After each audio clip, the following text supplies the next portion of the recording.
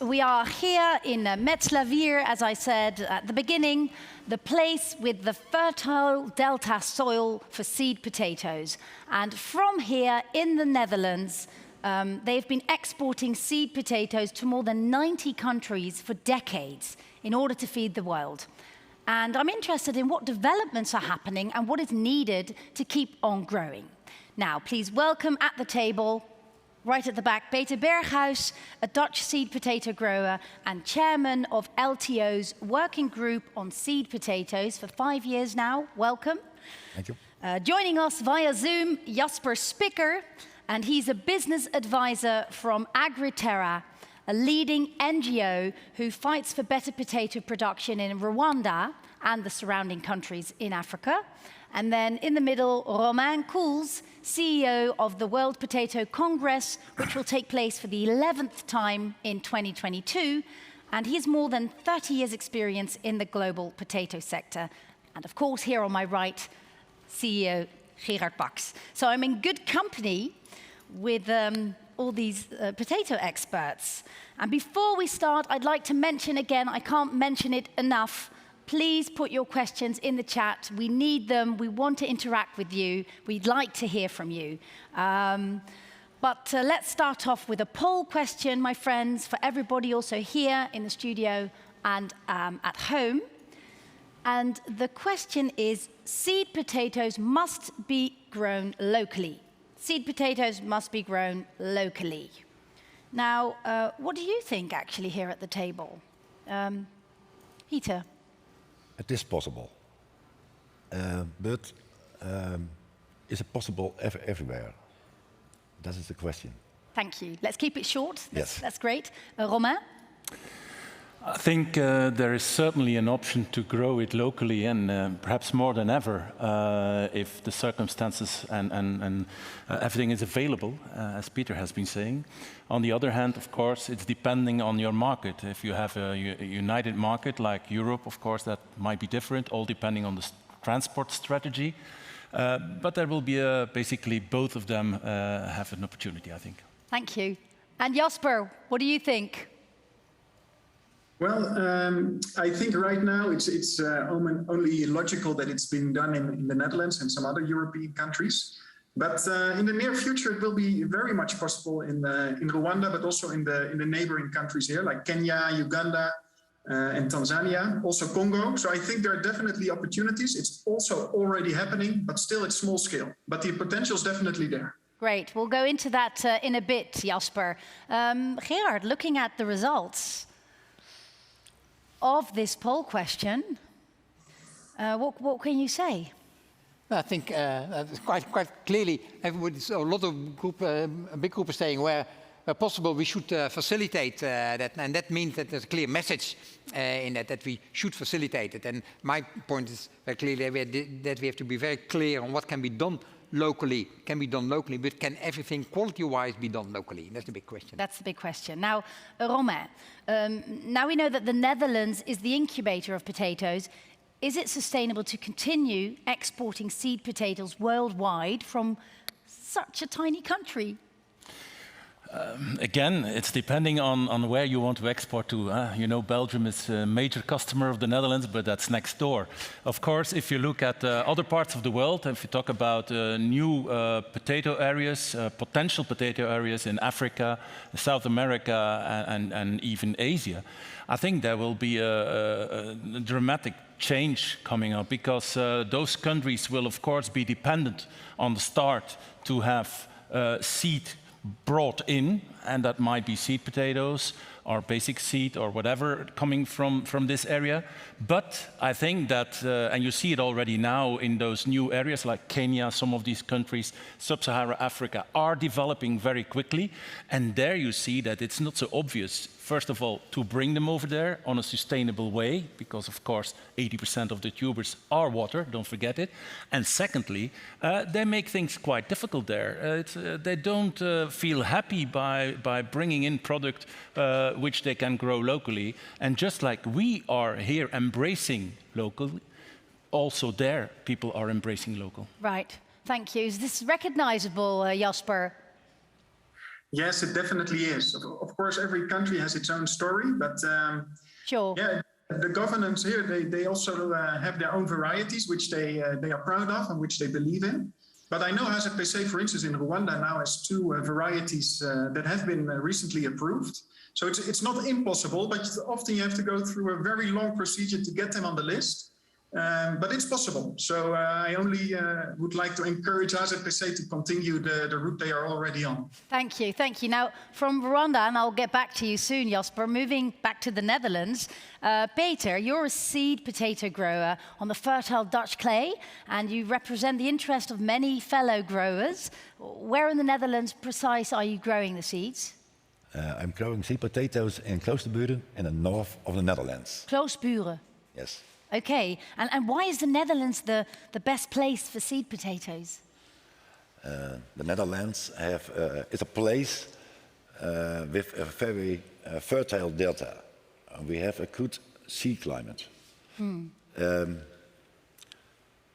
We have each year 40,000 hectares of seed potatoes in the Netherlands, more than any other country. Yeah. And a very large part of the seed potatoes used in the world come from the Netherlands. Why? Quality? I hope so. And finally, the Dutch seed potatoes have a very important for the food production in the world. Yeah, yeah. So basically we should just take that clay blow some sea climate to other places. Yes. But that's, I know, it's a dream. Yeah. Now from growing in the Netherlands back to growing in Rwanda, Jasper, what is your view on local growing over there? And is it also possible in countries like Rwanda? Yes, it definitely is. But especially if there are a lot of farmers in the room, what you should realize is that the situation is entirely different. When in the Netherlands and in Europe, you have a strong winter usually. Here, there's no winter and there are 2 to 3 seasons possible per year. So it means that, well, there's a high disease pressure. Diseases and fungi, they don't die easily. So it's quite difficult for farmers to cope with those circumstances. And also, Rwanda and the region here is very densely populated. So also the fields they use are quite small, often less than 1 hectare, neighbored by other farmers that are growing potatoes. So you can imagine that the influences of what's happening on different fields, neighboring those fields where seeds could be multiplied, are not always positive, let me say it like that. So there's a lot to be done in terms of regulation, but also in terms of capacity building of the farmers. And 90% of the seeds here that are used are still of informal heritage. So people often don't even know what they are growing. So that is what makes it difficult today, but it also indicates the potential for the future, because Africans are really ready to include potatoes in their diets. And so the production should also be increased, actually. So actually, it sounds like we should invest in sharing knowledge and skills for those growers in Africa. But how do you ensure that happens in the correct way? Well, first of all, I think farmers should be in the lead. So you shouldn't push a farmer in a direction that he doesn't want to go into. There are certain farmer cooperatives in Africa. Often they are a bit younger than we know them in the Netherlands. The Netherlands, even part of HZPC started as a cooperative, I understood. But those cooperatives in the Netherlands are already 100 years old. In Africa, it's often 10 to 20 years. So they have a lot to learn in how to work together, how to organize themselves, how to do farming as a business.